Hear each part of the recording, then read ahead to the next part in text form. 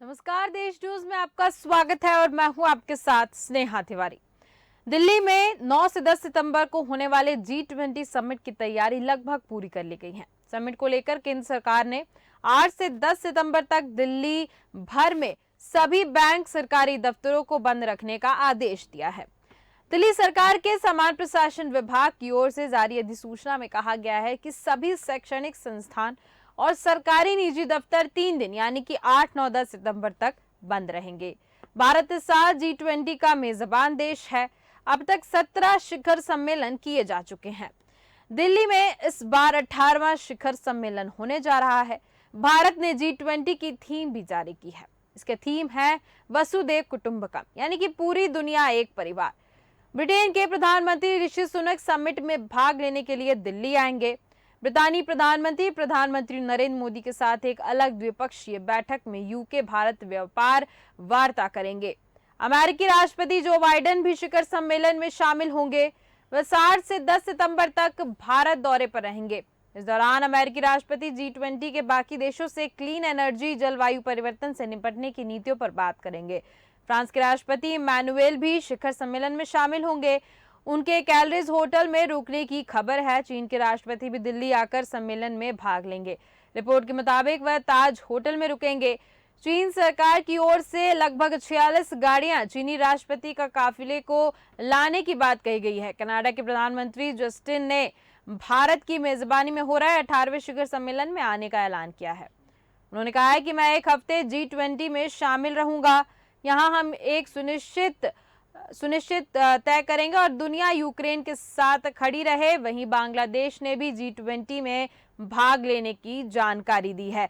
बांग्लादेशी आदिलिम इलियास ने सोमवार को कहा है कि प्रधानमंत्री शेख हसीना G20 शिखर सम्मेलन में भाग लेंगी। हम ये भी उम्मीद कर रहे हैं कि प्रधानमंत्री नरेंद्र मोदी और पीएम शेख हसीना के बीच द्विपक्षीय बैठक भी होगी। और इसी पे तमाम जानकारी के लिए हमारे साथ देश न्यूज के एडिटर इन चीफ जय श्रीवास्तव जी जुड़ चुके हैं। जय श्रीवास्तव जी, बहुत बहुत स्वागत है आपका देश न्यूज पर।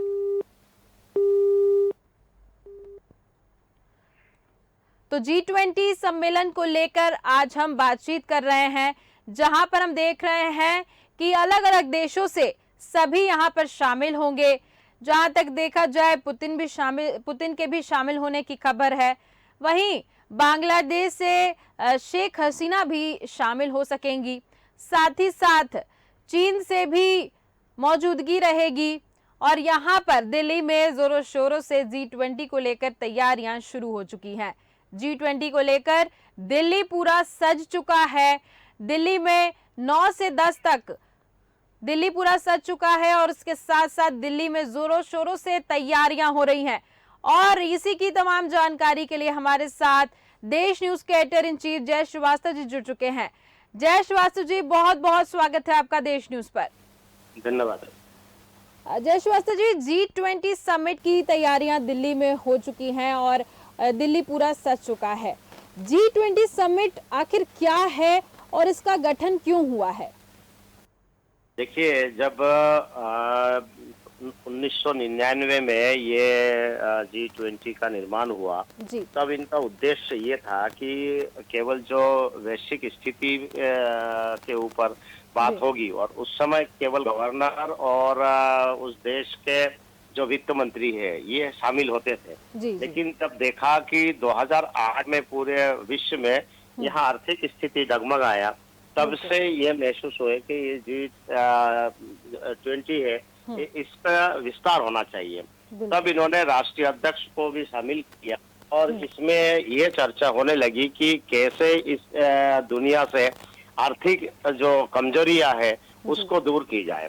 तो इसी को लेके इसका जो विस्तार हुआ, अब एक मुद्दा नहीं है, अनेक मुद्दों पर बात होती है और इसको इतना विशाल रूप दिया गया कि हर वर्ष G20 की मीटिंग होती है और मीटिंग में ये तय किया जाता है कि किस देश की क्या कमजोरी है, कहाँ आतंकवाद के विषय में बात होती है, उससे कैसे निपटा जाए, अर्थव्यवस्था के ऊपर बात होती है कि इस मंदी से किस प्रकार से निपटा जाए, किस देश की आर्थिक स्थिति खराब हो रही है उस देश को कैसे उस आर्थिक स्थिति से उभार के लाया जाए।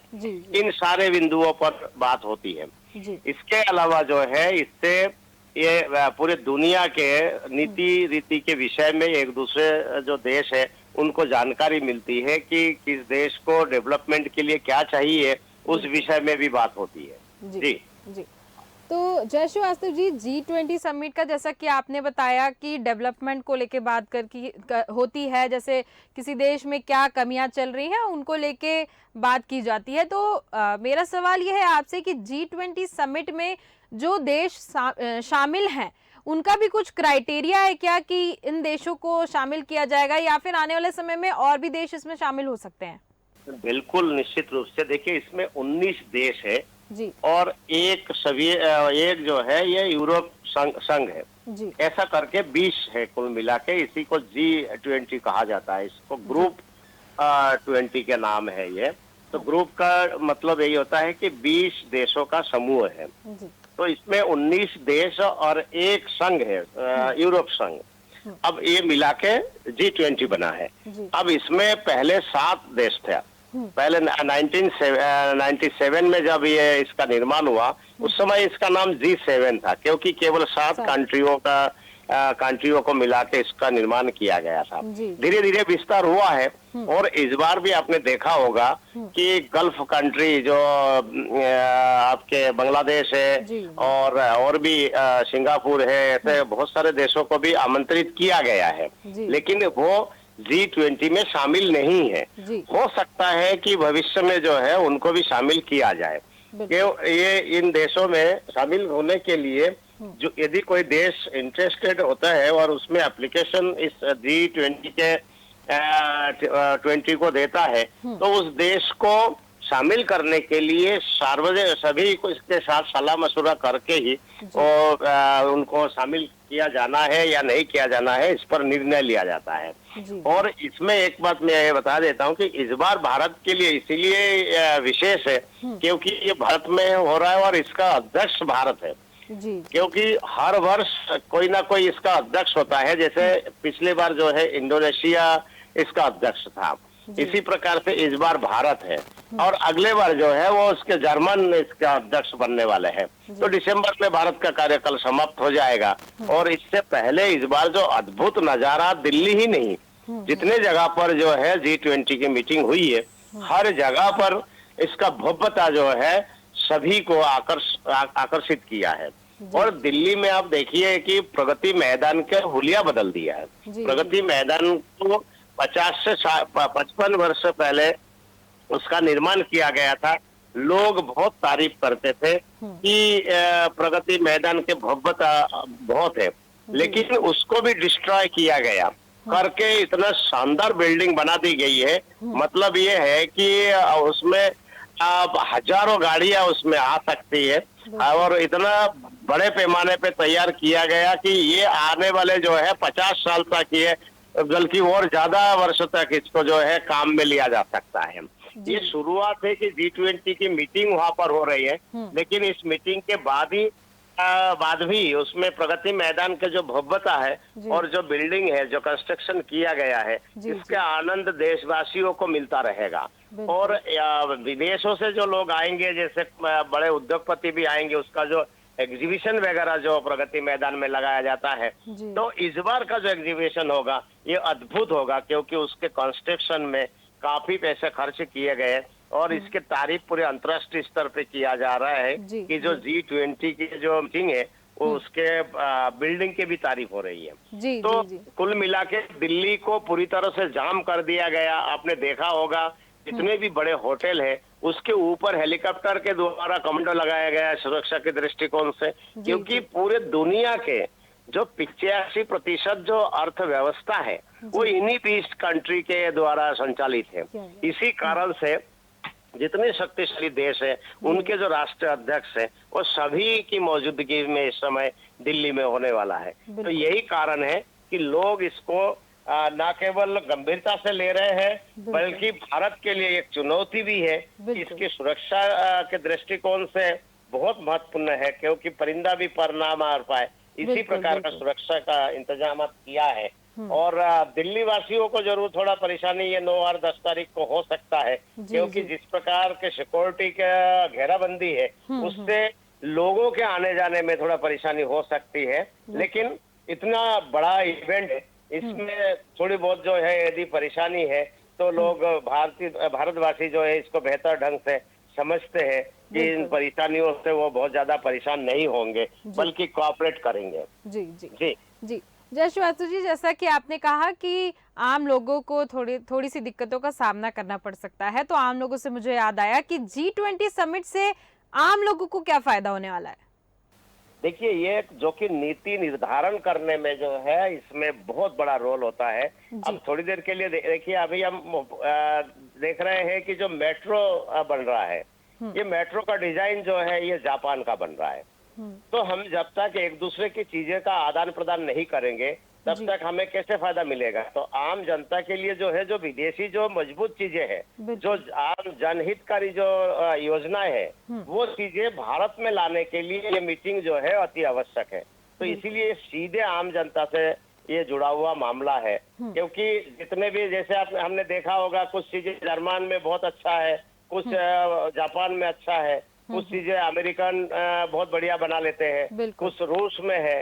तो ये सारे चीजों का जो है आदान प्रदान इस मीटिंग में किया जाता है। उसके जो चीजें हैं, जो जानकारियां है, वो सब जानकारी मिलने के बाद उन सब चीजों को देश में लागू करने के लिए फिर अपनी टीम लगा के उसमें लागू किया जाता है। तो इसीलिए ये पूरी चीजें जो है ये पब्लिक के लिए ही है, ये कोई सरकार को कोई लाभ मिलना है इसका कोई ये नहीं है, लेकिन सब चीजें पब्लिक के लिए है।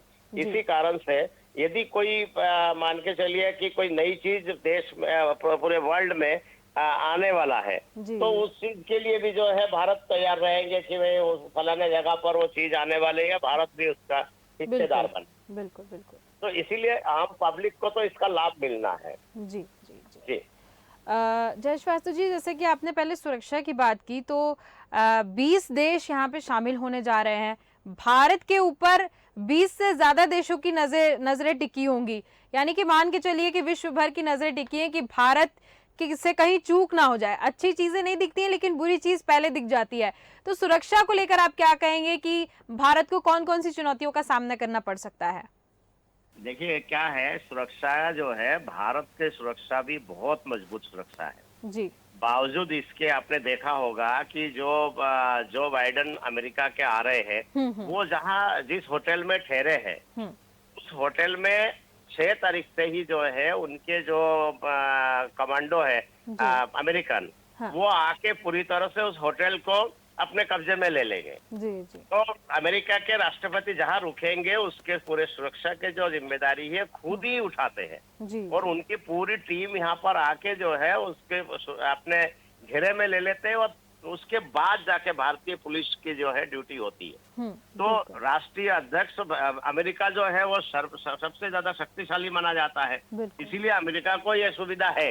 लेकिन बाकी जो राष्ट्रीय अध्यक्ष इंडिया में आ रहे हैं जी, उनकी स्थिति ये है कि भारत उसमें सक्षम है और जितने भी फोर्स है, चाहे वो मिलिट्री हो, चाहे वो सीआरपीएफ हो, चाहे सीआईएसएफ हो, चाहे आरएफ हो, ये सभी के जो है सभी की ड्यूटी वहां पर लगाएंगे और बड़े अधिकारियों के चार्ज में छोटे छोटे टुकड़ियां बना के इनको सुरक्षा दी जाती है। और इसके अभी कई टेलीविजन पे भी देख रहे होंगे, जितने भी होटल है उनके ऊपर भी हेलीकॉप्टरों से कमांडो के नियुक्ति की गई है और कमांडो तैनात रहेंगे। और ये माना जाएगा कि इस मामले में भारत कोई कमजोर नहीं है, परिंदा भी पर नहीं मार पाएगा, इस प्रकार के सुरक्षा का इंतजाम किया है, इसमें कोई दो राय नहीं है। और बार बार जो ट्रायल देख रहे हैं, उन ट्रायलों में जो है आप देख सकते हो कितने कड़ी उसमें कई राडार लगाया गया है, कई प्रकार के इक्विपमेंट्स लगाया गया है, जिसमें किसी भी प्रकार के कोई हथियार या कोई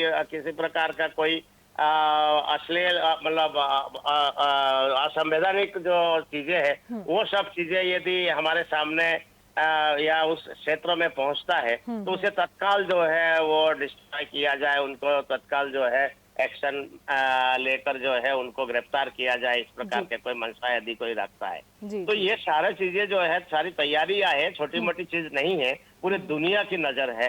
आप जो बोल रहे हो केवल 20 देश के राष्ट्र अध्यक्ष नहीं है, पूरी दुनिया की नजर है यहाँ पर। और जो छोटी छोटी देश है देखिए, जो देश यहाँ पर जो 20 देश आए हैं, इनके भी जो है जो ऊपर जो निर्भर छोटे छोटे देश है, वो भी टकटकी लगाकर देख रहे हैं कि हमारे जो है जो अन्नदाता देश है वहाँ पर भी G20 में शामिल हो रहे हैं, वहाँ से कुछ न कुछ हमारे लिए भी लेके आ सकते हैं। इस प्रकार से जो है केवल ये 20 देशों का समूह जरूर है, लेकिन ये दुनिया के लिए ये एक बड़ा ये है इवेंट है, और इसमें भारत इसका नेतृत्व कर रहे हैं। ये भारत के लिए सौभाग्य की बात है। बिल्कुल जी, बिल्कुल जय श्रीवास्तव जी, आपने बिल्कुल सही कहा। और हमारे साथ देश न्यूज के एडिटर इन चीफ थे, जिन्होंने बताया कि G20 सम्मेलन जो है भारत के लिए चुनौती जरूर है, लेकिन भारत को इस बात पे गर्व होना चाहिए कि वो G20 का अध्यक्ष बना बैठा है और सारे 20 देशों को संभालने की उसके ऊपर चुनौती आई है भारत के ऊपर, लेकिन भारत इतना सक्षम है कि ये सारी चीजें भारत संभाल लेगा। साथ ही साथ सुरक्षा की बात की गई है, तो भारत की सुरक्षा में भी कोई चूक नहीं होने वाली है। पूरी सुरक्षा की तैयारियां कर दी गई हैं। साथ ही प्रगति मैदान को बहुत ही अच्छे से सजा दिया गया है। दिल्ली पूरी चमचमा चुकी है। G20 की तैयारी बहुत अच्छी तरीके से हो चुकी है और 20 देशों का स्वागत करने के लिए भारत पूरी तरह से तैयार है। शिखर सम्मेलन से पहले दिल्ली पुलिस ने आयोजन के दौरान आम लोगों को परेशानी ना हो, इसके लिए ट्रैफिक एडवाइजरी भी जारी की है। वहीं दिल्ली सरकार ने 8 से 10 सितंबर तक दिल्ली में सार्वजनिक अवकाश की घोषणा कर दी गई है, ताकि किसी को किसी भी तरह की कोई भी परेशानी का सामना ना करना पड़े। साथ ही पुलिस ने बताया है कि जरूरी वस्तुओं की दुकानें भी खुली रहेंगी। खबरों का सिलसिला लगातार जारी रहेगा। देखते रहिए देश न्यूज। नमस्कार।